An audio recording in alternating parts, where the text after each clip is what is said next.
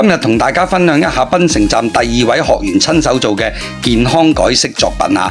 喺開始之前有好多人問我5漂1化究竟係咩呢？嗱，我再強調多一次啊，5漂1化係一個技術，用於任何牌子㗎嚇，就唔係產品嚟㗎嚇。近期好多新客都問我，喂，你5漂1化係咪有個漂粉有個乜？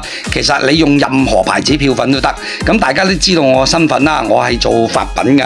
咁我透過呢套5漂1化呢，就去做生意咁解嘅啫。咁你想學呢套5漂1化呢？因為好似檳城嗰啲啦，就俾錢啦嚇。如果唔係呢，就攞我產品，我就將呢套技術同你哋一齊分享。咁嗱，而家呢個客人呢，就揾咗呢個 model 呢，本身都3節棍啊。咁啊，我哋全部嘅課程呢，都係用無痛漂先漂個根，因為個個學員都係要跟住個流程走啊嘛。咁其實呢個頭髮最好由個水型碟漂，由個底漂上去嘅。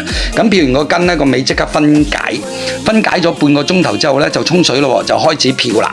咁個根已經係淺㗎啦嚇，咁你離開根少少，然之後呢，基本上唔需要再落重組粉。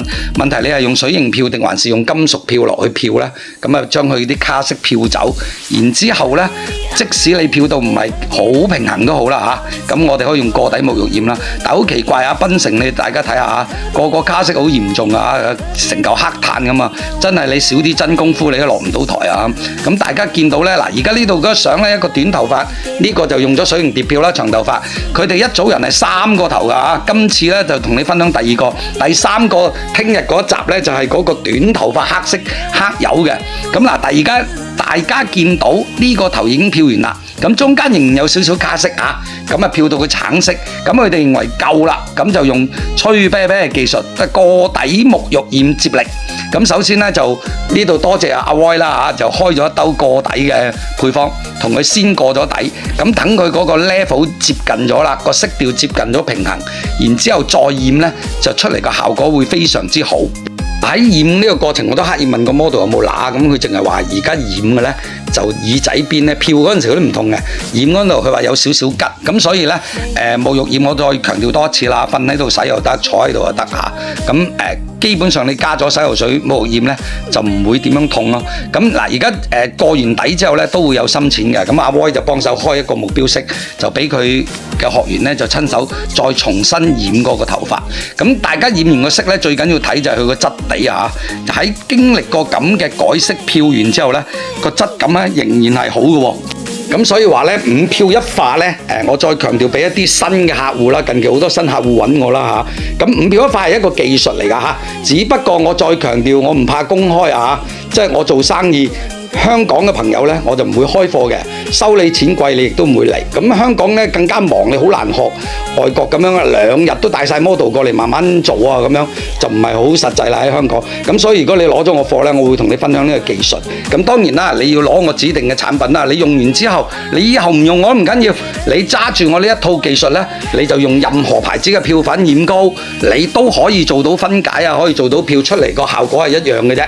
咁樣大家清唔清楚？5漂1化唔係產品嚇，係純正嘅技術。咁唯獨係無痛漂你安落個根呢，咁啊真係要買產品啦。咁啊就只有重組粉可以做得到啦。咁稍後會出埋重組水啦，咁樣可以做得到。咁基本上如果撇開咗搭落個頭皮嗰度呢，咁你用咩產品呢？基本上5漂1化呢，除咗無痛漂做唔到呢，呢個技術呢係乜嘢產品都可以做得到嘅。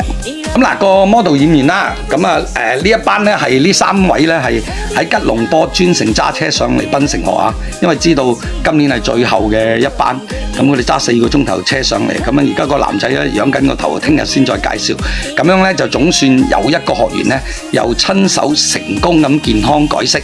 咁我希望呢套技術呢，無論落喺任何一個髮型師嘅手上啦，都能夠幫到你啦。咁以後有咩頭髮嘅咩顏色，你哋都可以改嘅。